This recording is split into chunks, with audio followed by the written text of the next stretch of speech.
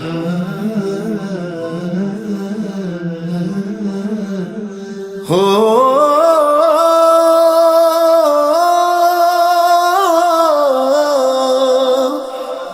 مرتضی کو خانہ زادے رب اکبر دیکھ کر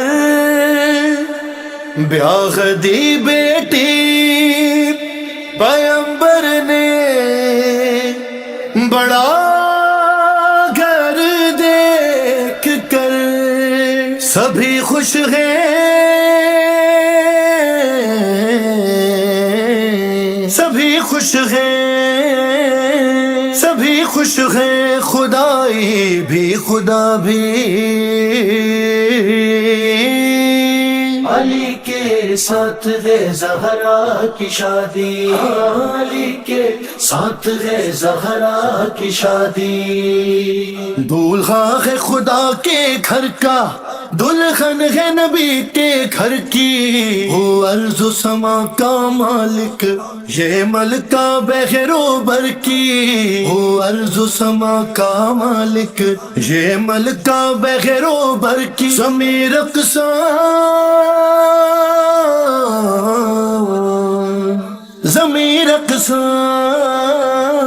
زمین رقصاں ہے رقصاں آسماں بھی، خیر مبارک ہو علی کے ساتھ ہے زہرا کی شادی، علی کے ساتھ ہے زہرا کی شادی، زہرا و حیدر کو شادی مبارک، خیر مبارک مبارک خیر مبارک مبارک خیر مبارک، جب حکم خدا کا پایا حوروں نے عرش سجایا، عصمت نے بنایا سایہ اور نور بلال گرایا، ولایت نے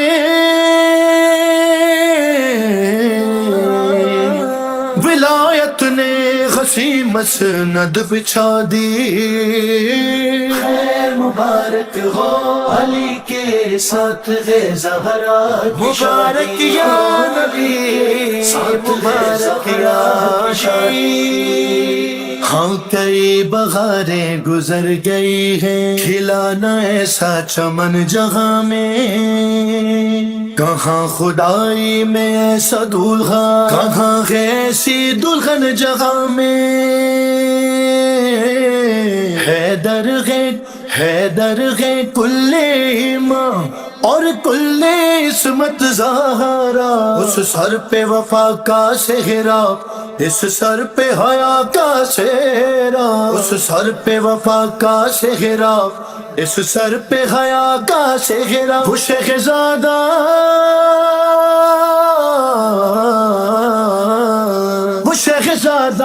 ہے اور یہ شاہزادی،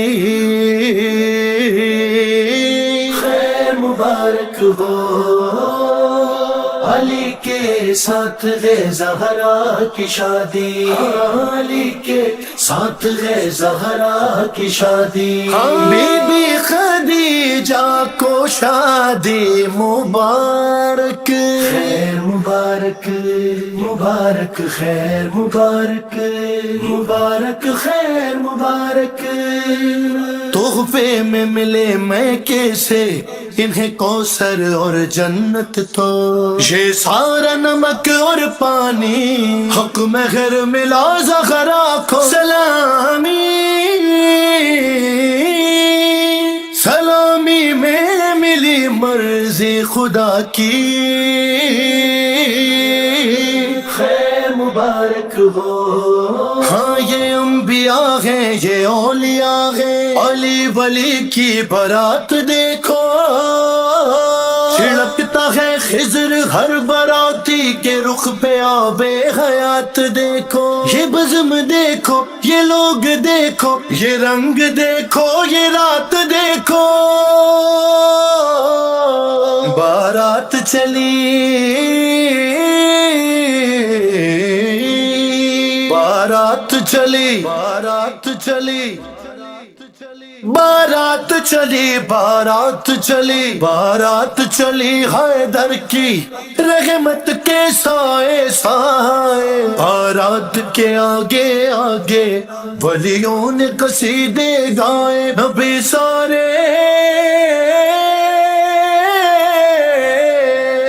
نبی سارے چلے بن کر براتی۔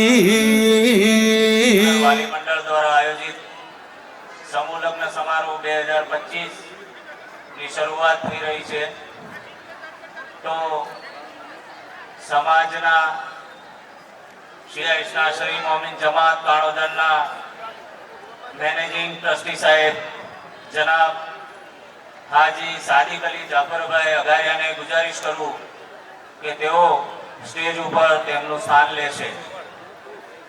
જનાબ હાજી સાદિક અલી જાફરભાઈ અગારિયા। ટ્રસ્ટી શ્રી હાજી અમીર અલી હૈદરભાઈ અગારિયાને ગુજારિશ કરું કે તેઓ સ્ટેજ ઉપર પોતાનું સ્થાન લેશે। હાજી હુસૈન અલી અહમદભાઈ ગનીને ગુજારિશ કરું કે તેઓ પણ પોતાનું સ્થાન સ્ટેજ ઉપર લેશે। નસીમ અબ્બાસ ભાઈ મોહમ્મદ અલી માખણિયા સાહેબને ગુજારિશ કરું કે તેઓ સ્ટેજ ઉપર પોતાનું સ્થાન લેશે।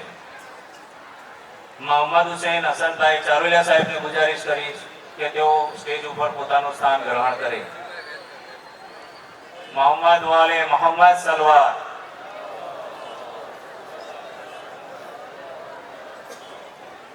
શિયા ઇસ્લાશરી મોમિન જમાતના પ્રમુખ શ્રી હાજી મોહમ્મદ હુસૈન ગુલામભાઈ માખણોજા સાહેબને ગુજારિશ કરું કે સ્ટેજ ઉપર તેઓ પોતાનું સ્થાન ગ્રહણ કરે। શિયા ઇસ્લાશરી મોમિન જમાત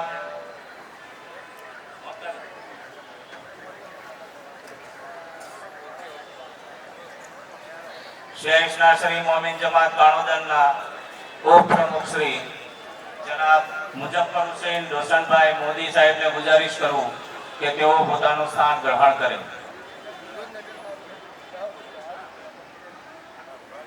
શિયા ઇસ્લાશરી મોમિન જમાત કાણોદરના મંત્રી શ્રી જનાબ અબ્બાસ અલી અલી મોહમ્મદભાઈ મરેડિયા સાહેબને ગુજારિશ કરું કે તેઓ સ્ટેજ ઉપર પોતાનું સ્થાન ગ્રહણ કરે।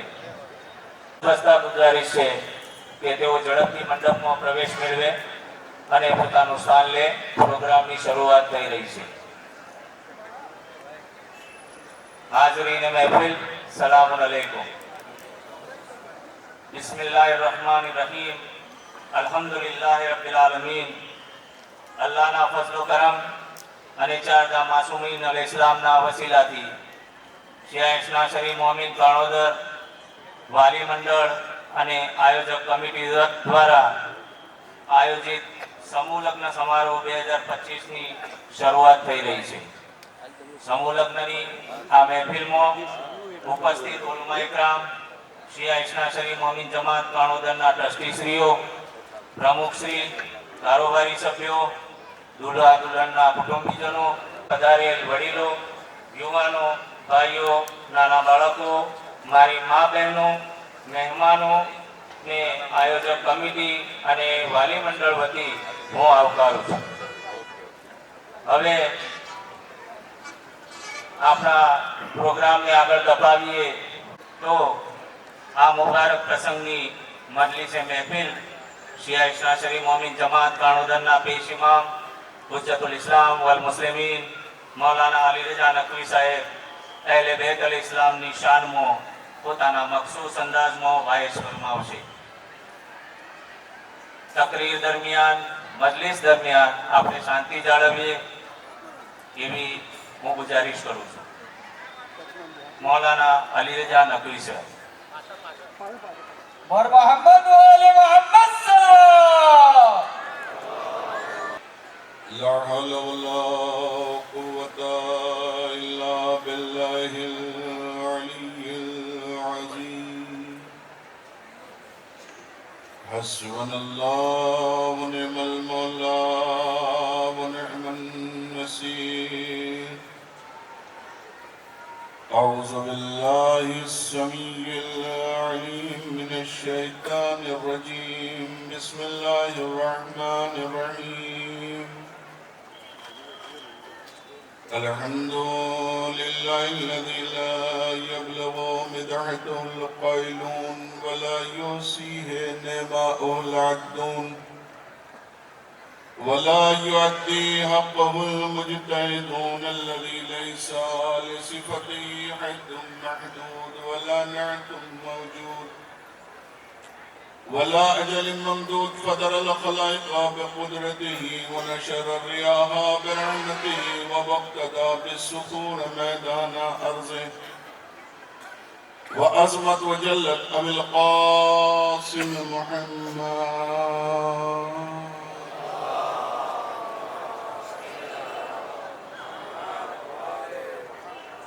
والي الطيبين الطاهرين المعصومين المظلومين ولعنة الله على دائم أجمعين.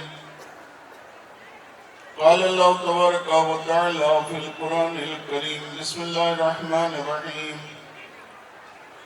الرحمن علم القرآن خلق الإنسان علمه البيان. صلوات پر محمد وعلى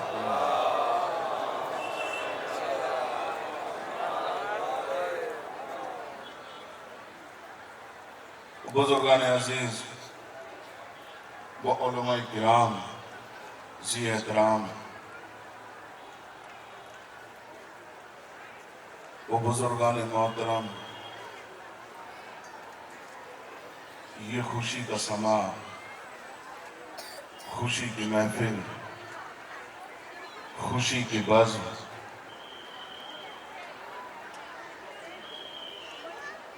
بعنوان شادی خانہ آبادی اس سلسلے سے اس لیے کہ جس بزم کے اندر اہل بیت ہوں وہاں پر برکتیں نازل ہوتی ہیں. ہماری محفلوں میں مجلسوں میں اہل بیت کا آنا، چونکہ جہاں پر تذکرہ اہل بیت ہوتا ہے وہاں پر وہ ضرور آتے ہیں. لہذا ارشاد ہے الرحمن علم القرآن خلق الانسان علمہ البیان. اس نے اس سورہ کا آغاز ابتدا رحمانیت سے کی ہے کہ میں رحمان ہوں. میں نے زمین کا فرش بچھایا، آسمان کا شامیانہ مولک کیا. میں اس لیے رحمان ہوں. میں نے ہوائیں چلائی، خلائیں گھٹائیں، فضائیں. نہیں اس لیے کہ وہ رب المسلمین نہیں ہے، رب العالمین ہے. اس کی ربوبیت کا دائرہ بہت زیادہ وسیع ہے. اس نے اپنے رحمان ہونے کے ثبوت میں کچھ نہیں کہا کہ میں اس لیے رحمان ہوں، میں نے زمین کا فرش بچھایا، میں اس لیے رحمان ہوں، میں نے آسمان کا شامیانہ معلق کیا، میں اس لیے رحمان ہوں، میں نے ہوائیں چلائی، میں اس لیے رحمان ہوں، میں نے سمندروں کو پیدا کیا، میں اس لیے رحمان ہوں، میں نے ہواؤں کو پیدا کیا، میں اس لیے رحمان ہوں، میں نے شمس و قمر پیدا کیے، میں اس لیے رحمان ہوں. اس نے کائنات کی کسی چیز کے اوپر اپنے آپ کو رحمان نہیں کہا ہے، بلکہ خود کہتا ہے الرحمن، میں رحمان ہوں. اور رحمان کیوں ہوں؟ علم القرآن، میں نے انسان کو عالم قرآن بنا دیا. یعنی کائنات کی کسی چیز کے اوپر اس نے اپنے آپ کو رحمان نہیں کہا ہے، بلکہ کہ جب علم عطا کر رہا تھا بلا فضل رحمانیت کے تعلیم قرآن کو رکھا تاکہ ذہن بشر میں آ جائے کہ کوئی انسان ایسا ہے کہ جس کو تعلیم قرآن دی گئی ہے. اور اس کے بعد اللہ کہتا ہے خلق الانسان. اور بات یہیں تک نہیں رکی ہے کہ رحمان کس لیے ہوں کہ میں نے انسان کو عالم قرآن بنایا. اس کے بعد کیا کہتا ہے خلق الانسان، اور پھر میں نے انسان کو پیدا کیا. دیکھیں اللہ شعور کی باتیں کر رہا ہے، دعوت فکر دے رہا ہے، دعوت نظر دے رہا ہے، دعوت تدبر دے رہا ہے، دعوت تفکر دے رہا ہے. سمجھو، غور کرو اللہ کیا کہنا چاہتا ہے۔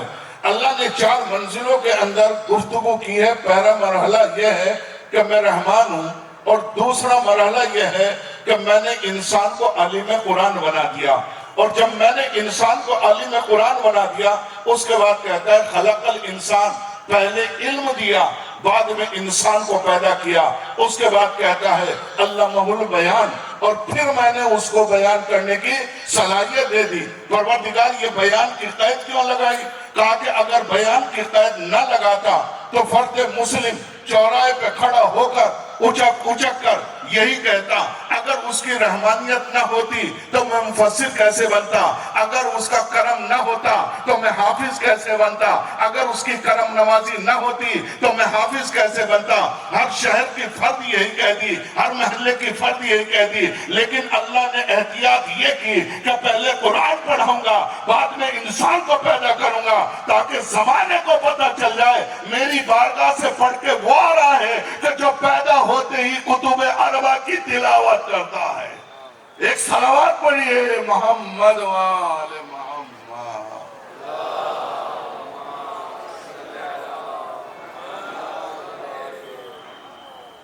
تو اللہ نے ان منزلوں کے اندر باتیں کی ہیں۔ انسان کو علم دیا تاکہ انسان پہچانے اور غور کرے وہ بندے کون ہیں کہ جسے پہلے قرآن پڑھایا ہے بعد میں کائنات کے اندر بھیجا ہے، دنیا کے اندر بھیجا ہے۔ کیوں؟ یہ زمانہ ہے۔ اللہ نے جب سورہ کا آغاز کیا تو رحمانیت سے کیا۔ اللہ کی کتنے اسماء گرامی ہیں، کسی اور نام کا انتخاب کر لیتا۔ میں حبیب ہوں، میں قرآن پڑھا دیا، میں قادر و قدیر ہوں، میں نے قرآن پڑھا دیا، میں جبار ہوں، میں نے قرآن پڑھا دیا، میں ذوالجلال والاکرام ہوں، میں نے قرآن پڑھا دیا، میں ستار ہوں، میں نے قرآن پڑھا دیا، میں کریم ہوں، میں نے قرآن پڑھا دیا۔ اللہ نے کسی نام کا انتخاب نہیں کیا، ایک لفظ کا انتخاب کیا ہے، الرحمن، میں رحمان ہوں۔ پروردگار یہ رحمانیت سے ہی سورہ کا آغاز کیوں کیا؟ کہا کہ سورہ بنی اسرائیل کے اندر ارشاد ہوتا ہے وَنُنَزِّلُ مِنَ الْقُرْآنِ مَا هُوَ شِفَاءٌ رَحْمَةٌ لِّلْمُؤْمِنِينَ، ہم نے اس قرآن کو نازل کیا ہے جو مومنین کے لیے شفا بھی ہے اور رحمت بھی ہے۔ تو اپنا بھی وعدہ رہا تھا اب ستان نہیں پڑھائے گا، اب غفان نہیں پڑھائے گا، رحمت والا خدا پڑھائے گا۔ کیا پڑھائے گا؟ رحمت والی کتاب پڑھائے گا۔ یہ رامائن نہیں ہے، یہ کتاب کیا ہے؟ سراپائے رحمت ہے۔ اب اس نے وعدہ کر لیا کہ میں پڑھاؤں گا، رحمان پڑھائے گا۔ کیا پڑھائے گا؟ رحمت والی کتاب پڑھائے گا۔ کس کو پڑھائے گا؟ اس کا بھی لقب بتایا وَمَا أَرْسَلْنَاكَ إِلَّا رَحْمَةً لِلْعَالَمِينَ، ہم نے اس رسول کو بھیجا عالمین کے لیے رحمت بنا کر بھیجا۔ تو اب قرآن کون سا پڑھایا جا رہا ہے؟ رحمت والا۔ پڑھانے والا کون ہے؟ رحمت والا۔ پڑھنے والا کون ہے؟ رحمت والا۔ پڑھائی کیا جا رہی ہے؟ رحمت والی کتاب پڑھائی جا رہی ہے۔ کس کو پڑھائی جا رہی ہے؟ رحمت والے رسول کو پڑھائی جا رہی ہے۔ کون پڑھا رہا ہے؟ رحمت والا خدا پڑھا رہا ہے۔ مجبوری ہے، خاکہ ہے رحمتوں والا، قبیلہ ہے رحمتوں والا، خاندان ہے رحمتوں والا، تو بعد رسول اس قرآن کا وارث رحمت والا بنے گا۔ پڑھائے گا کس کو پڑھائے گا؟ رحمت والے رسول کو پڑھائے گا۔ اب اس قرآن کی عظمت کتنی بڑی ہے، کس کو پڑھایا جا رہا ہے؟ اسی لیے پیغمبر نے فرمایا انی تارک فیکم الثقلین، میں تمہارے درمیان 2 وزنی چیزیں چھوڑے جا رہا ہوں، ایک قرآن چھوڑے جا رہا ہوں، ایک اہل بیت چھوڑے جا رہا ہوں۔ تو جس کو کائنات کے اندر رسول چھوڑ کے گئے سیرت بہ الجبال، اگر حقیقت میں کوئی قرآن ہے، واقعی کوئی قرآن ہے، تو قرآن وہ ہے سیرت بہ الجبال، جو پہاڑوں کو چلا دے وہ قرآن۔ کائنات کے اندر، دنیا کے اندر پہاڑ موجود ہیں، کیا آج تک کبھی قرآن نے پہاڑوں کو چلایا ہے؟ اور قرآن دعویٰ کر رہا ہے کہ لو انا قرآن سیرت بالجبال، سورہ رات، اس کے اندر ارشاد ہو رہا ہے کہ اگر حقیقت میں کوئی قرآن ہے، واقعی کوئی قرآن ہے، تو قرآن وہ ہے سیرت بالجبال، جو پہاڑوں کو چلا دے وہ قرآن، اور قطعت بہل ارض، جو زمین کی مسافتیں طے کرے وہ قرآن۔ دیکھیں قرآن نے صفتیں بیان کی ہے، اگر حقیقت میں کوئی قرآن ہے، واقعی کوئی قرآن ہے، تو قرآن کون سا ہے کہ جو پہاڑوں کو چلا دے وہ قرآن، جو زمین کی مسافتیں طے کرے وہ قرآن۔ یہ خود قرآن کہہ رہا ہے، سورہ رات کے اندر ارشاد ہو رہا ہے کہ انسان غور کیوں نہیں کرتے، انسان فکر کیوں نہیں کرتے۔ اب انسانیت کے پاس، مسلمانوں کے پاس 30 پاروں والا قرآن تو موجود ہے نا، لے جا کے پہاڑوں کے اوپر رکھ دو، کیا پہاڑ چل جائیں گے؟ نہیں چلیں گے۔ اور اللہ کیا کہہ رہا ہے؟ قرآن میں خود ہی کہہ رہا ہے کہ اگر حقیقت میں کوئی قرآن ہے، واقعی کوئی قرآن ہے، قرآن وہ ہے کہ جو پہاڑوں کو چلا دے وہ قرآن، جو زمین کی مسافتیں طے کرے وہ قرآن، اور کل ما بہل موت، اور جو مردوں کو زندہ کرے وہ قرآن۔ تو قرآن نے صفتیں بتائی ہے۔ آج کا قرآن نے پہاڑوں کو چلایا ہے، یہ مفسرین نہیں، مترجمین نہیں، بلکہ تاریخ اٹھا کے دیکھو کہ قرآن نے کب پہاڑوں کو چلایا ہے۔ مباہلہ کا میدان سجا ہوا ہے، نصرانہ نجران سامنے آ چکے ہیں، بس چند بندوں کو دیکھنے کے بعد اتنا کہتے ہیں ان سے مباہلہ نہ کرنا، اگر یہ اشارہ کر دے تو پہاڑ بھی اپنی جگہ چھوڑ دیتے ہیں۔ ایک صلوات پڑھیے محمد وآل محمد۔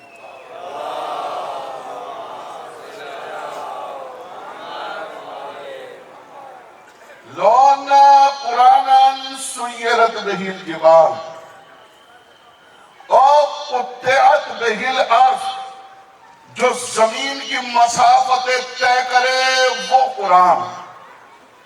اب زمین کی مسافتیں طے کون کرتا ہے؟ اگر حقیقت میں کوئی قرآن ہے تو قرآن وہ ہے کہ جو زمین کی مسافتیں طے کرے وہ قرآن۔ اب کائنات کے اندر، دنیا کے اندر کون ایسا ہے کہ جس نے زمین کی مسافتوں کو طے کیا ہو؟ علی کہاں پر تھے؟ مدینے کے اندر۔ سلمان کہاں تھے؟ مدائن کے اندر۔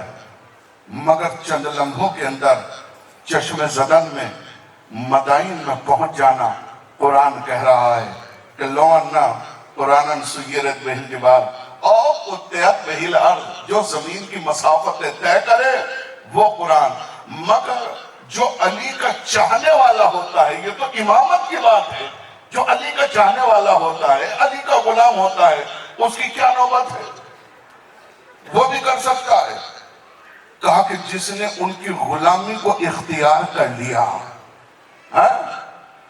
کائنات کے اندر، دنیا کے اندر، اگر تاریخ کو اٹھا کے دیکھیں،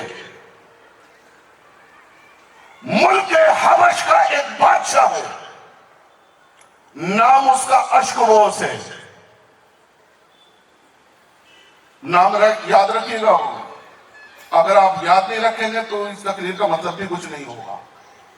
جہاں تک مجھے لانا تھا میں لے کے آ گیا۔ نام کیا ہے؟ اشکووس۔ اس کا ایک بیٹا ہے، بیٹے کا نام ہے فضل۔ اس کا ایک بھتیجا ہے، بھتیجے کا نام ہے فتح۔ میں نے 3 نام بتائے ہیں آپ کو۔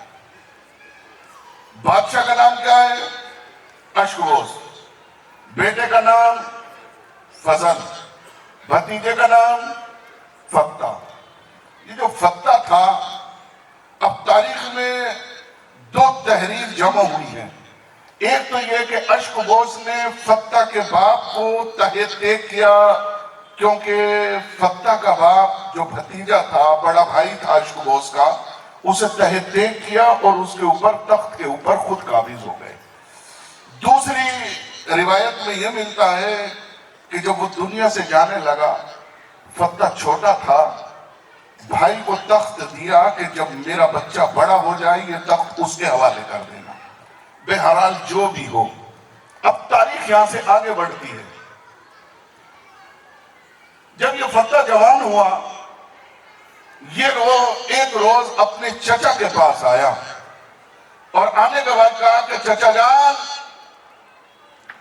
میں آپ کی بیٹی سے عقد کرنا چاہتا ہوں، نکاح کرنا چاہتا ہوں۔ بادشاہ نے کہا فتح، نہ تیرے پاس دولت ہے، نہ ثروت ہے، نہ رعایا ہے، نہ فوج ہے، نہ لشکر ہے، نہ تیرے پاس اتنی دولت ہے کہ تم میری بیٹی کے مہر کی قیمت کو ادا کر دے۔ ایک ایک فرد جو پیچھے بیٹھے ہوئے ہیں ذرا غور سے سن لیجیے گا کہ فتح، تیرے پاس اتنی قیمت نہیں ہے کہ تم میری بیٹی کے مہر کو ادا کر دے۔ تو اس نے، فتح نے کہا کہ چچا جان، جس تخت کے اوپر آپ بیٹھے ہوئے ہیں یہ تخت میرے باپ کا تھا، اسے آپ نے تہے طے کیا، اتنا بتاؤ میں صاحب ثروت کیسے ہوتا، صاحب دولت کیسے ہوتا، صاحب رعایا کیسے ہوتا۔ اتنا کہنا تھا، بادشاہ کی گردن جھکی۔ اس نے کہا کہ اچھا اگر یہی ہے تو ہم تم سے اپنی بیٹی کا عقد کریں گے، نکاح کریں گے، مگر شرط ہے۔ کہا کہ شرط کیا ہے؟ کہا کہ یہاں سے کچھ دور کے فاصلے پر شہر مدینہ ہے، وہاں پر ایک رسول مبعوث ہوا ہے، وہ رسالت کا اعلان کرتا ہے، نبوت کا اعلان کرتا ہے۔ میں نہیں چاہتا کہ اسلام کا پرچم لہرایا جائے، اسلام کا پرچم بلند ہو۔ تو پھر کہا کہ میں نے اس رسول کے اوپر بارہا لشکر کشی کی، اور جب میں لشکر کشی کرتا ہوں تو اس رسول کی طرف سے اس کا ایک وسیع نکلتا ہے جس کے روب و جلال کو دیکھ کر میری فوجیں پیچھے ہٹ جاتی ہیں۔ اتنا کہنا تھا کہ جس کے خالی جو لڑتا نہیں، خالی روب و جلال کو دیکھ کر فوجیں پیچھے ہٹ رہی ہوں، اس کا مطلب یہ ہے کہ کوئی وہ معمولی انسان نہیں ہے، وہ بہت بڑا آدمی ہوگا۔ کہا تو پھر کرنا کیا ہے؟ کہا کہ اتنا کرنا ہے کہ تم وسیع رسول کے سر کو قلم کر کے لے آ، وہی مہر کی قیمت بھی ہوگا، وہی سبب عقد بھی ہوگا، ہم تمہارا نکاح کر دیں گے۔ اتنا کہنا تھا۔ اس نے کہا کہ کوئی معمولی شخص تو ہے نہیں وہ، جو مہر کی قیمت وسیع رسول کا سر ہو۔ توجہ کیجئے گا، تو کوئی عام انسان تو ہوگا نہیں، اور جب عام انسان نہیں ہوگا، اس نے کہا کہ اچھا اتنا بتا کہ میں اکیلا جاؤں اتنے بڑے آدمی کا سر لینے کے لیے، جس میں تیری فوجیں پیچھے ہٹ جاتی ہو، جس کا روب و جلال دیکھ کر اس کا سر لینے کے لیے میں اکیلا جاؤں؟ کہا کہ اکیلا مت جا۔ کہا کہ پھر اتنا کر، میرا بیٹا جو فضل ہے اسے بھی ساتھ لے کے جا، اور اس نے 1200 کا لشکر تشکیل دیا ہے، اس کو بھی ساتھ لے کے جا۔ یہ فتح، بادشاہ کا بیٹا فضل اور 1200 کا لشکر وسیع رسول کا سر لینے کے لیے آگے گئے، مدینے کی طرف روانہ ہوئے۔ مدینے کی طرف روانہ ہونا تھا، اور جب یہ مدینے کی طرف روانہ ہوئے تو کیونکہ فاصلہ بہت زیادہ ہے، مہینوں کا راستہ طے کرنے کے بعد مدینے کے گرد و نواح میں پہنچے، قریب پہنچے۔ انہوں نے کہا کہ مدینے کے اندر ہم ایسے داخل نہیں ہوں گے۔ کہا تو پھر؟ کہا کہ مدینے کے باہر خیام کو نصب کر دیا جائے۔ مدینے کے باہر خیام کو نصب کر دیا گیا، اور جب مدینے کے باہر خیام کو نصب کر دیا گیا تو خیمے سے چنندہ سپاہی نکلے۔ فتح نکلا، بادشاہ کا بیٹا فضل نکلا، اور جو بہادر قسم کے سپاہی جو سردار ہوتے تھے وہ نکلے، اور نکلنے کے بعد اس جگہ کے اوپر جا کر کھڑے ہو گئے جہاں پر شہر مدینہ آیا جایا کرتے تھے۔ اس راستے کے اوپر جا کے کھڑا ہونا تھا۔ کیا دیکھا؟ ایک شخص ہے جو بیلچہ لیے ہوئے چلا ہوا آ رہا ہے، چہرے سے نور ساطع ہو رہا ہے، آیت الہی کی تلاوت ہو رہی ہے۔ عزیزو، یہ جو فتح تھا یہ آگے بڑھا، اور پڑھنے کے بعد اس فتح نے کہا اور جانے والے شخص ذرا ہمارے ہم کو سن کے جاؤ. وہ قریب آئے. تاریخ میں ملتا ہے کہ مولا کائنات کبھی جنگ کے علاوہ تلوار لے کے نہیں چلتے تھے. جب تلوار اٹھاتے تھے تو فقط جنگ کے لیے اٹھاتے تھے, ویسے تلوار لے کے ساتھ میں نہیں جاتے تھے. قریب آئے اور آنے کے بعد اس فتح نے سوال کیا, اتنا بتاؤ یہاں پر کوئی رسول مبعوث ہوا ہے؟ ہوا ہے. وہ اسلام کے پرچم کو لہرا رہا ہے. آنے والے شخص نے کہا کہ لہرا رہا ہے. کہا کہ اس کا کوئی وسیع ہے؟ کہا کہ ہاں وسیع ہے. اس کی حیبت کیسی ہے؟ اس کے ہاتھ کیسے ہیں؟ اس کے پیر کیسے ہیں؟ اس کا جسم کیسا ہے؟ جیسے جیسے فتح پوچھتا جاتا تھا کہ اس کا روپ کیسا ہے, تو آنے والا کوئی نشی کہتا تھا اس کا روپ مجھ جیسا ہے, اس کی حیبت مجھ جیسی ہے, اس کا جلال مجھ جیسا ہے, اس کے ہاتھ مجھ جیسے ہیں. یہ رسول کی طاقت کا اندازہ ہو جائے. اس وقت کے رسول کی طاقت کا اندازہ ہو جائے. اب اچھا اب اس کو کیا خبر دی آنے والا قوم ہے؟ اچھا مولا کہتے کیا چلے تھے کہ یا پیغمبر اسلام میں مزدوری کرنے کے لیے جا رہا ہوں, اور آزمائش کرنا چاہتا ہے, اتنا بتا دے کہ تو تلوار سے لڑے گا کہ بغیر تلوار کے لڑے گا؟ توجہ کرو, تلوار کے لڑے گا یا بغیر تلوار کے لڑے گا؟ اس نے کہا کہ پہلے تو بغیر تلوار کے ہی لڑ لیا جائے تاکہ آپ کی طاقت کا مولا کا زمین کے اوپر رکھنا تھا. اور جب مولا نے اس کو زمین کے اوپر رکھ دیا, وہ پہچان گیا کہ یہی وسیع رسول ہے. فوراً ہی کہتا ہے کہ مجھے کلمہ اسلام پڑھائیے. توجہ کر رہا ہے نا, کیا کہتا ہے؟ مجھے کلمہ اسلام پڑھائیے گا. میں آپ کے سامنے 3 شرطیں رکھتا ہوں. فتح نے کیا کہا؟ آنے والے نے 3 شرطیں. کیا شرطیں ہیں؟ پہلے تو مجھے توجہ کرنا, مجھے آپ اپنا غلام بنا لیجئے. مولا نے کہا کہ فتح میں تیری تینوں شرطیں ماننے کے بعد تجھے ایک لقب دیتا ہوں کہ میرے چاہنے والے ہمیشہ تجھے قمر کے نام سے یاد کریں گے. ایک صلوات پڑھیے محمد و آل محمد.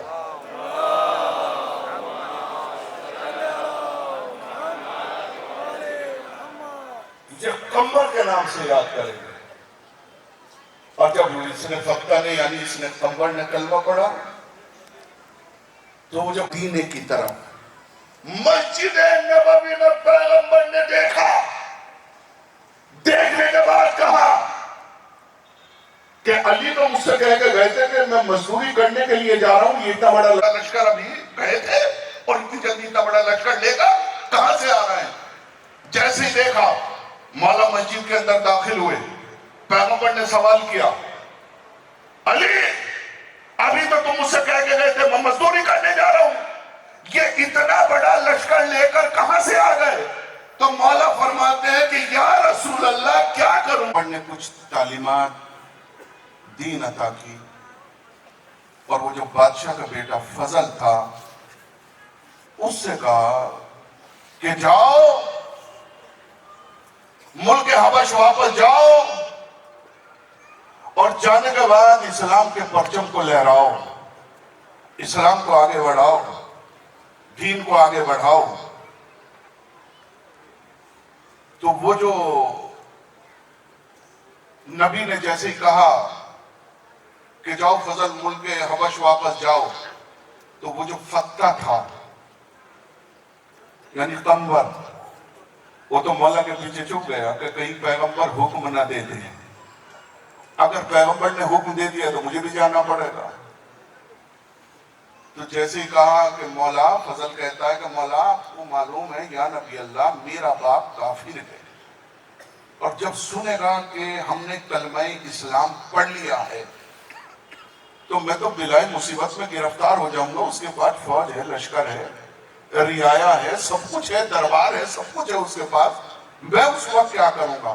میں تو بلائے مصیبت میں وہاں پر جا کے گرفتار ہو جاؤں گا، پر اتنا کہنا تھا۔ مولا کائنات نے شانے کو پکڑا اور پکڑنے کے بعد کہا فضل سوال ادھر، جواب ہم دیں گے۔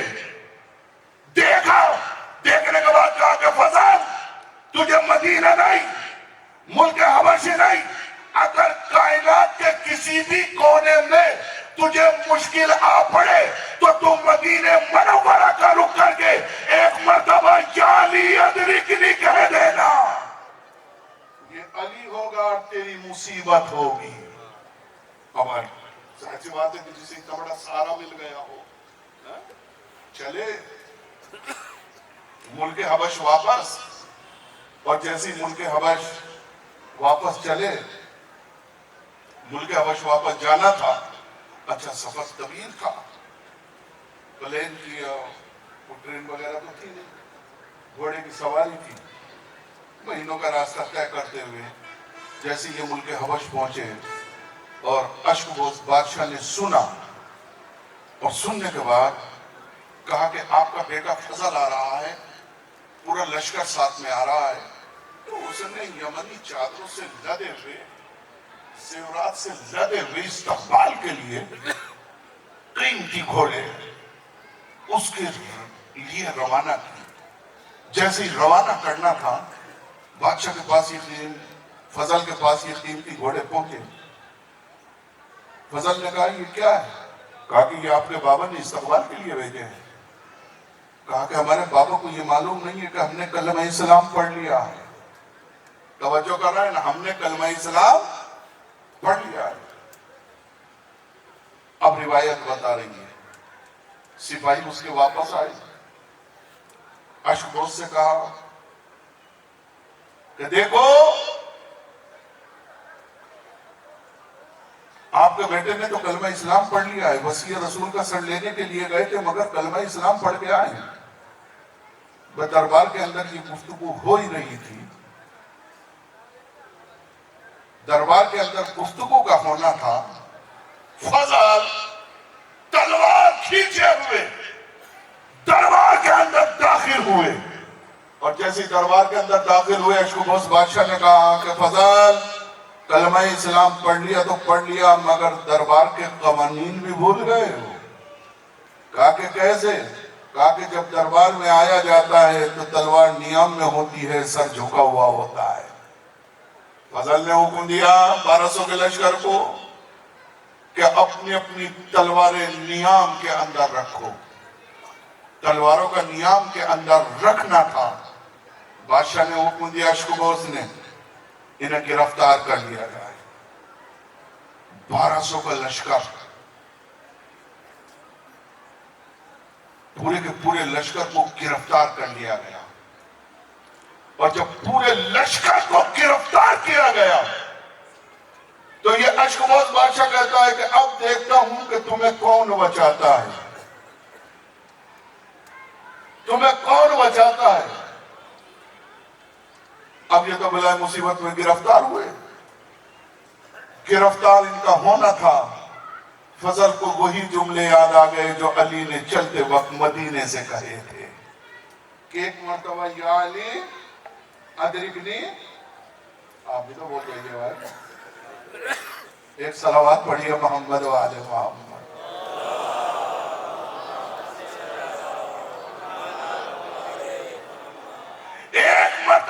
فضل نے دربار سے مدینے کا رخ کر کے کہا یا علی ادرکنی، ادرک کا کہنا تھا۔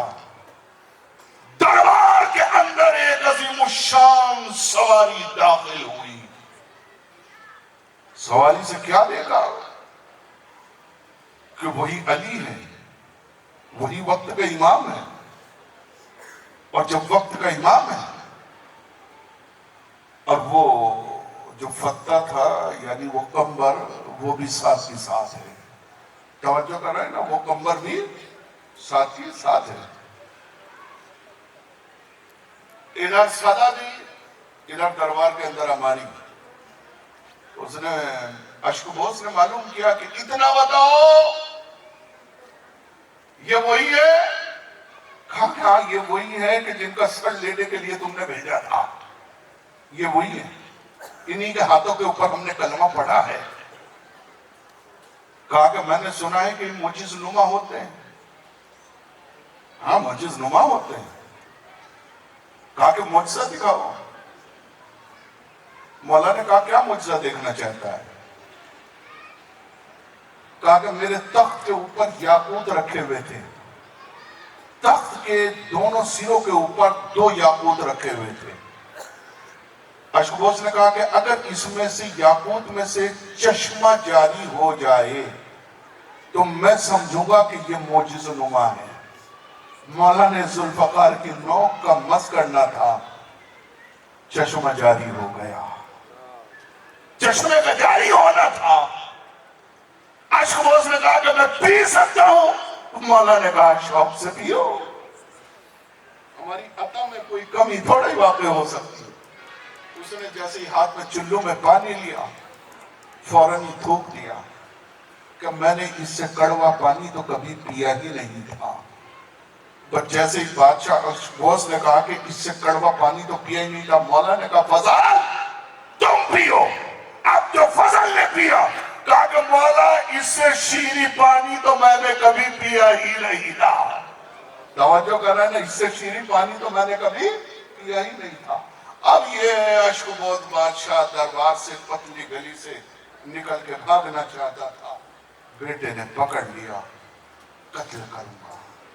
عزیزو، جب قتل کیا ہے اور قتل کرنے کے بعد مولا نے کہا ہے فضل تخت سنبھالو، رعایا سنبھالو، دربار سنبھالو، یہ فوج سنبھالو، یہ لشکر سنبھالو۔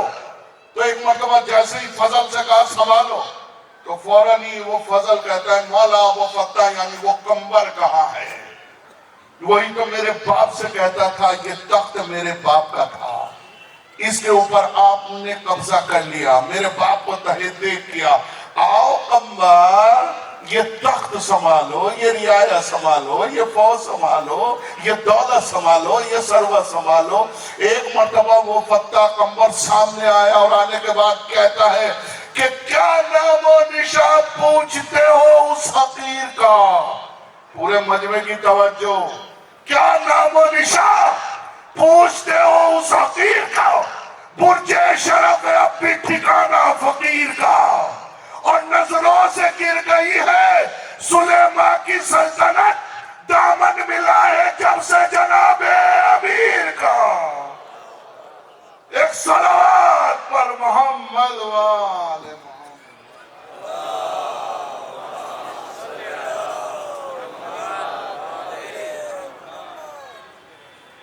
فضل کو بٹھایا تخت کے اوپر، بس میں بیچ میں سے کٹ کر رہا ہوں اس کو۔ فضل کو بٹھایا تخت کے اوپر، اور تخت کے اوپر بٹھانے کے بعد مولا کائنات حکومت دینے کے بعد واپس آئے۔ واپس جیسے ہی آئے، پیغمبر اسلام خطبہ دے رہے تھے، صحابہ کرام کا مجمع تھا، اس صحابہ کرام کے مجمع میں یہ فتح بھی گیا تھا، یعنی یہ کمبر بھی ساتھ میں تھا۔ صحابہ نے پوچھا کہ کمبر ابھی تم گئے تھے، کہاں گئے تھے اور کہاں سے واپس آئے؟ کہاں گئے تھے، کہاں سے واپس آئے؟ میری طرف دیکھیے گا بھائی، کہاں گئے تھے، کہاں سے واپس آئے ہو؟ تو کمبر نے کہا کہ میں ملک حبش گیا تھا۔ لوگوں نے کہا، صحابیوں نے کہا ملک حبش گئے تھے، ملک حبش تو کئی مہینوں کا راستہ طے کرنا پڑتا ہے جب جا کے ملک حبش پہنچا جاتا ہے، اور تو کہہ رہا ہے کہ میں ملک حبش گیا تھا، گیا بھی اور آ بھی گیا۔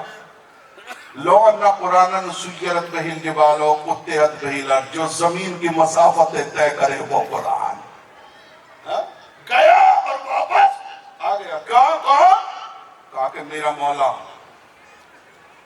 جب سے میں نے دامن امیر المومنین پکڑا ہے، مولا کے ساتھ میں گیا اور مولا کے ساتھ میں واپس آ گیا۔ کہا کہ ایسا کیسا ہو سکتا ہے، ملک حبش کو مہینوں کا سفر طے کرنا پڑتا ہے۔ पैगंबर खुतबा दे रहे थे, खुतबा देते देते ये कब्र कहता है कि खामोश हो जाओ। नबी खुतबा दे रहा है इसलिए कि नबी की आवाज के ऊपर अपनी आवाज को बुलंद नहीं करना चाहिए। जुमा 8 दिन हुए हैं, मगर इतनी मार्फत है कि नबी की आवाज के ऊपर अपनी आवाज को बुलंद नहीं करना चाहिए। तवज्जो कर रहा है ना? कहा कि तुम इतना बता दो कि कंबर कि तुम चश्मे ज़दन में गए तो गए कैसे, और चश्मे ज़दन में आए तो आए कैसे? कहा कि अच्छा बाहर चलो। रसूल अभी खुतबा दे रहे हैं, बाहर आए। बस आखिरी बात, जैसे ही बाहर आए कब्र ने पूछा बताओ क्या बात है? कहा कि इतना बताओ चश्मे ज़दन में सफर कैसे किया? कंबर कहते हैं कि इतनी बताओ कि तुमने कितनी विलायतों का इकरार किया। कहा कि हमने कितनी विलायतों का इकरार करते, ला इलाहा इल्लल्लाह कहा, मोहम्मद रसूलुल्लाह कहा, आज तक चश्मे ज़दन में सफर न कर सके। कहा कि यही तो गलती कर दी, चश्मे ज़दन का सर्टिफिकेट तो अलीउन वलीउल्लाह है। एक सलावत पर मोहम्मद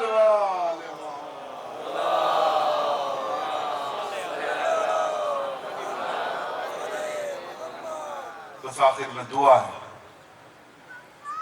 जिस घर से अहले बैत की हाजिरी यहाँ पर हो गई, मुबारक कदम, मुतबर्रिक कदम इसके अंदर आ गए। दुआ गो हूँ परवरदिगार आलम बेहक के 4 मासूमीन हमारी इस बज़्म में और इस तज़किरे को कबूल फरमाए। बारे ला हमारी तौफीकात में इजाफा फरमाए। जो बीमार और अलीन होंगे शिफाए कामिल व आजिल इनायत फरमाए। बारे ला दुल्हा और दुल्हन को नई जिंदगी अता फरमाए। बारे ला दुल्हा और दुल्हन की रोजी में बरकत और वुसअत और इजाफा फरमाए। इनको अमल सालिहा की तौफीक इनायत फरमाए। दुल्हा और दुल्हन के वालिदैन की जल्दी मुरादों को पूरा फरमाए।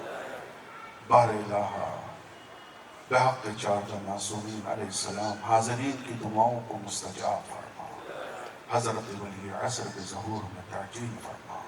हम उनके आवान व अंसार में शुमार फरमाए। रब्बना तक़ब्बल मिन्ना इन्नका अंतस समीउल अलीम।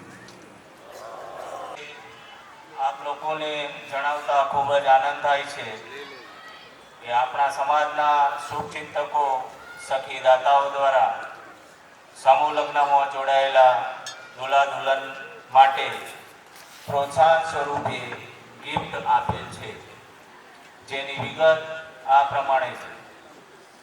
હાજી મોહમ્મદભાઈ રાજાભાઈ ચૌધરી તરફથી દુલ્હન માટે કુરાન શરીફ, મોસા ફાઉન્ડેશન કાણોદર તરફથી દુલ્હન માટે જા નમાઝ, મરહુમા નરગિસબેન મોહમ્મદ હુસૈન સુણસરા ભગત તરફથી દુલ્હન માટે નમાઝની ચાદર, બંદે ખુદા તરફથી એક દુલ્હન માટે એક કિતાબ આપેલ છે। DRC કોંગો ઓલવેઝી અલ કાયમ ગ્રુપ આફ્રિકા તરફથી દુલ્હાઓ માટે કમ્ફર્ટ બ્લેન્કેટ સેટ આપવામાં આવે છે। હમણાં જ એક જાહેરાત થઈ છે ફરીથી, હૈદરભાઈ ગુલામભાઈ થરાદરા તરફથી દરેકને એક RO ફિલ્ટર પ્લાન્ટ આપવામાં આવે છે। તો આ પ્રસંગે આ સખીદાતાઓનો તહે દિલથી શુક્રિયા અદા કરું છું। દુલ્હનો માટે જે ગિફ્ટની જાહેરાત થયેલ છે તે આવતીકાલે સવારે મહેંદીના પ્રોગ્રામમાં આપવામાં આવશે। મોહમ્મદ વાલે મોહમ્મદ સલવા।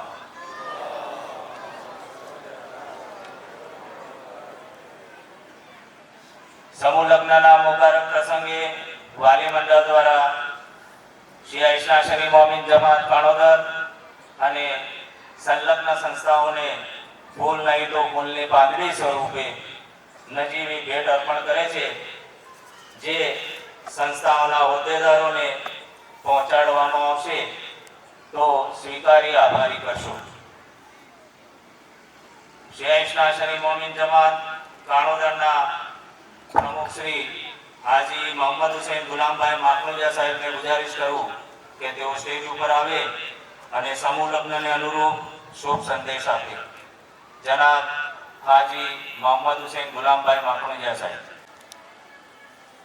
આપ સૌ મહેફિલમાં હાજરી આપી મહેફિલની શાનમાં વધારો કર્યો તે બદલ શિયા શ્રી મોમીન જમાત કાણોદર તરફથી આપનો તહે દિલથી શુક્રિયા અદા કરવામાં આવે છે.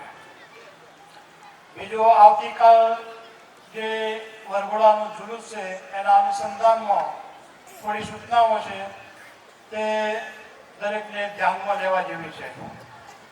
શિયા શ્રી મોમીન જમાત કાણોદરના સભ્યો જે લોકો સમૂહ લગ્નમાં જોડાયેલા છે તે દરેકને ભારપૂર્વક જણાવવાનું કે વરઘોડાના જુલુસમાં દારૂખાનું, ફટાકડાનું તેમજ ડીજે જેવા સ્પીકરનો ઉપયોગ મહેરબાની કરીને કરવો નહીં.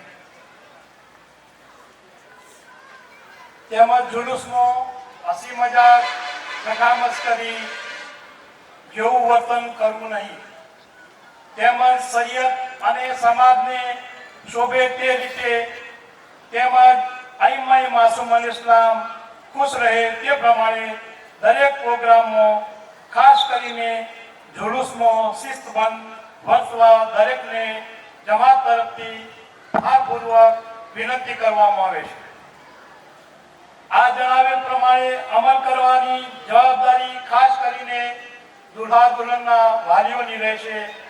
ઘણી વખતે એવું થતું હોય છે કે દુલ્હા દુલ્હનને ખબર ના હોય, તેમના માતા પિતાને ખબર ના હોય, પણ મિત્રો થોડુંક એવું વર્તન કરતા હોય છે જેથી કરીને મતલબ દુઃખ વ્યક્ત થતું હોય છે. તો આ વસ્તુ જરા ધ્યાન ઉપર દરેકને લેવા જેવી છે.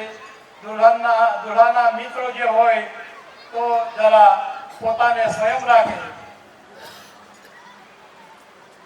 તેમજ દરેક પ્રોગ્રામમાં દરેક ભાઈ બહેનોએ સાથ સહકાર આપવા શિયા શ્રી મોમીન જમાત કાણોદર તરફથી ભારપૂર્વક વિનંતી કરવામાં આવે છે. ખાસ કરીને વલીમાના જમણમાં પીરસવામાં તકલીફ પડતી હોય છે તો વાલીઓના જે તે સગા સંબંધીઓ હોય છે પણ પૂરતા માણસો કામ ન કરવાના કારણે થોડી તકલીફ ઊભી થતી હોય છે. તો દરેકે પોતાની ફરજ સમજી અને શિયા શ્રી જમાતનો આ પ્રસંગ છે, સવાબનું કામ છે, સમાજનું કામ છે, તેમ સમજી દરેકે સાથ સહકાર આપવા માટે ભારપૂર્વક દરેકને વિનંતી કરવામાં આવે છે. મોહમ્મદ વાલ મોહમ્મદ સરવા. પ્રોગ્રામની આછી રૂપરેખા આપી દઉં. આવતીકાલે તારીખ 25/12/2025 ગુરુવારના રોજ બાગે ઝહેરા ખાતે 2 પ્રોગ્રામ રહેશે, જેમાં સવારે 8:30 કલાકે દુલ્હનની નિકાહ માટે રજા લેવાનો પ્રોગ્રામ અને મહેંદીનો પ્રોગ્રામ રહેશે.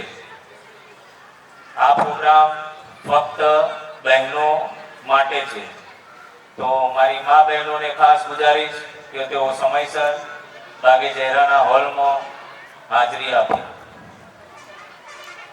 આવતીકાલે રાત્રે 9 કલાકે નિકાહખાનીનો પ્રોગ્રામ શરૂ થઈ જશે. તો દુલ્હા દુલ્હન અને કુટુંબીજનોને ખાસ તાકીદ કરવામાં આવે છે કે 9 વાગે પહેલા સમૂહ લગ્નના મંડપમાં પોતાનું સ્થાન લેશે, જેથી સમયસર આપણે પ્રોગ્રામની શરૂઆત કરી શકીએ.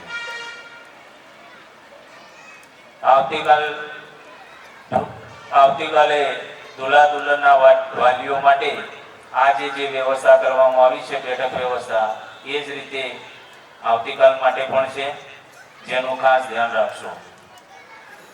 દુલ્હનને લઈ જવા માટેની કાર સાંજે 5 વાગ્યા સુધીમાં બાગે ઝહેરા ખાતે મોકલી આપવાની રહેશે, જેથી કરીને પાર્કિંગ ઝોનમાં તેને ક્રમ પ્રમાણે પાર્કિંગ કરવામાં આવશે અને અગવડતા ઊભી ન થાય તે હેતુથી આપણે એડવાન્સમાં આ કામ કરી રહ્યા છીએ. તો વાલીઓ તે અંગે જરા સજાગ રહી અને કામનો સાથ અને સહકાર આપે. મંડપમાં આવવા જવા માટે પુરુષોમાં ગેટ નંબર 1 અને મહિલાઓમાં ગેટ નંબર 3 નો જ ઉપયોગ કરવાનો છે. સમૂહ લગ્નના તમામ પ્રોગ્રામ દરમિયાન તમારું વાહન પાર્કિંગ એરિયામાં જ મૂકવાનું રાખશો. દિવાલની બહારની બાજુએ રોડ ઉપર પાર્કિંગ કરવું નહીં, જેની દરેકે ખાસ નોંધ લેવી. સમૂહ લગ્નના મહેફિલના પ્રોગ્રામમાં આપના કિંમતી સમયનો ભોગ આપી હાજર રહ્યા અને શાંતિથી પ્રોગ્રામને સાંભળ્યો અને પ્રોગ્રામની શોભામાં અભિવૃદ્ધિ કરી તે બદલ આપ સૌનો તહે દિલથી શુક્રિયા અદા કરું છું. દરેકને ગુજારિશ કરું છું કે પોતે પોતાની જગ્યાઓ ઉપર જ બેઠેલા રહેશે. નિયાઝનું આયોજન કરવામાં આવે છે, નિયાઝ તકસીમ કરવામાં આવશે. આજનો પ્રોગ્રામ આજે આપણે પૂર્ણ જાહેર કરીએ છીએ. મોહમ્મદ વાલે મોહમ્મદ સલવાત.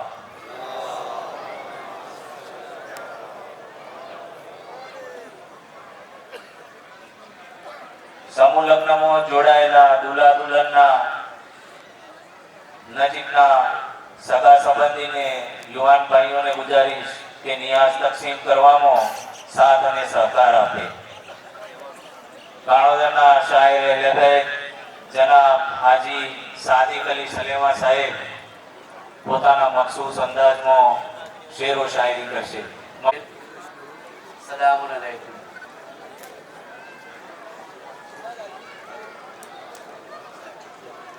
जिंदगी के किराए का घर है, एक न एक दिन बदलना पड़ेगा. ये जिंदगी के किराए का घर है, एक न एक दिन बदलना पड़ेगा. कि मौत जब तुझे को आवाज मौत जब तुझे को आवाज देगी, घर से बाहर निकलना पड़ेगा. जिंदगी के किराए का घर है, एक न एक दिन बदलना पड़ेगा. कि रुक जाएगी जब तुझसे खुशियाँ, गम के साथे में ढलना पड़ेगा. कि रुठ जाएगी जब तुझसे खुशियाँ, गम के साथे में ढलना पड़ेगा. हर वक्त वैसा भी आएगा नादान, कि वक्त वैसा भी आएगा नादान. तुझको कांटों पे चलना पड़ेगा. जिंदगी के किराए का घर है, एक न एक दिन बदलना पड़ेगा. कितना माजूर हो जाएगा तू, इतना मजबूर हो जाएगा तू. ये कितना माजूर हो जाएगा तू, इतना मजबूर हो जाएगा तू. ये जो मखमल की चादर है तेरी, ये जो मखमल की चादर है तेरी, ये कफन में बदलना पड़ेगा. जिंदगी के किराए का घर है, एक न एक दिन बदलना पड़ेगा. कैसी हो जाएगी तेरी हालत, काम आएगी दौलत न ताकत. ऐसी हो जाएगी तेरी हालत, काम आएगी दौलत न ताकत. छोड़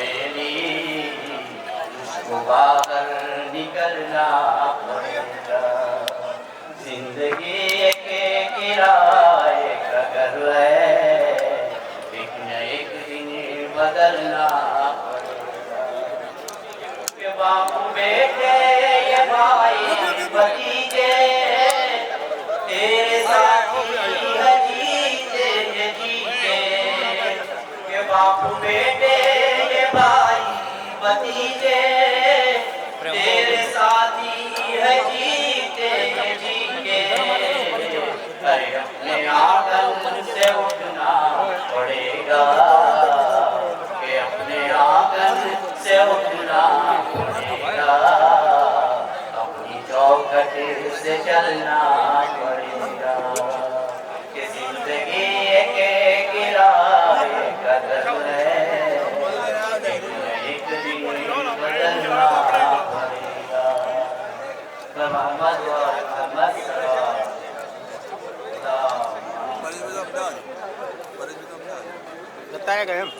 فرمائش کی گئی ہے شاعر روایت جناب سید جعفر کے کلام پیش کر رہا ہوں آپ حضرات کی خدمت میں کہ گھر والی نہیں آتے زندگی نہیں آتے زندگی نہیں آتے یہ روشنی نہیں آتے روشنی نہیں آتے بندگی نہیں آتے بندگی نہیں آتی آخری نہیں آتے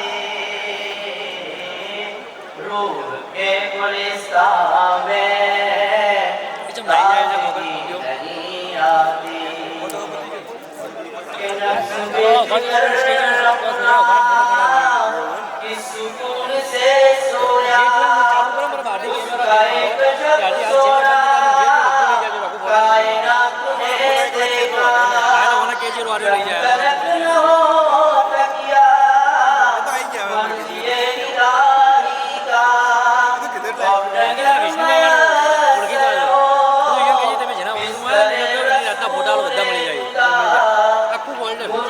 مرتضی کو بستر پر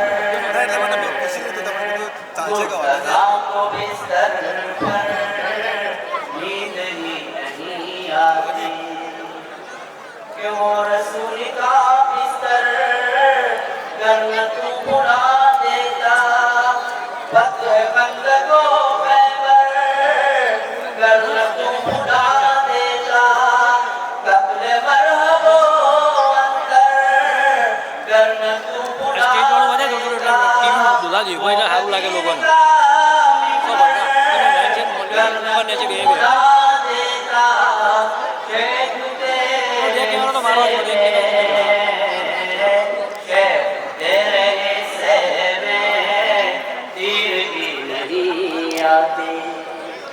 کہ کلمہ جس کا پڑھتے ہو بغض ان سے رکھتے ہو بھیک کے بھی طالب ہو محبت ہے دشمنی بھی کرتے ہو کیسے امتی ہو تم کیسے امتی ہو تم شرم بھی اب چاہے کوئی بھڑکے اب میری میری میری میری میری اب میری بلا سے چاہے مر جائے کوئی جل جل کے اب میری میری میری میری اب میری بلا سے چاہے مر جائے کوئی جل جل کے خوشی کی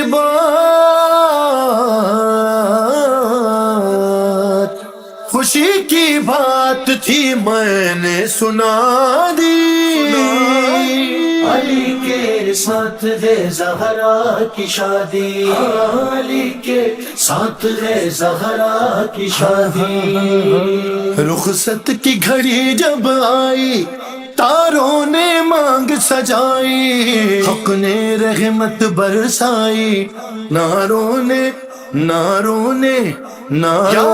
دھوم مچائی آئی، حق نے رحمت برسائی، ناروں نے دھوم مچائی، اٹھی ڈولی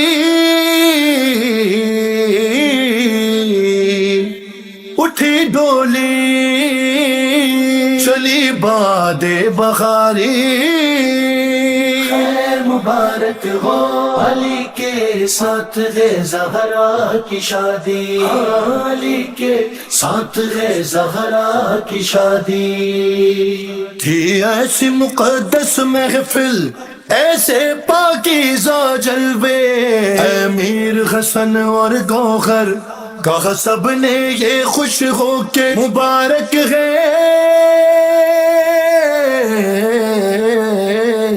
مبارک ہے، مبارک ہے، مبارک ہے یہ شادی، علی کے ساتھ ہے زہرا کی شادی، علی کے ساتھ ہے زہرا کی شادی، مبارک ہے، مبارک یا نبی، مبارک یا علی۔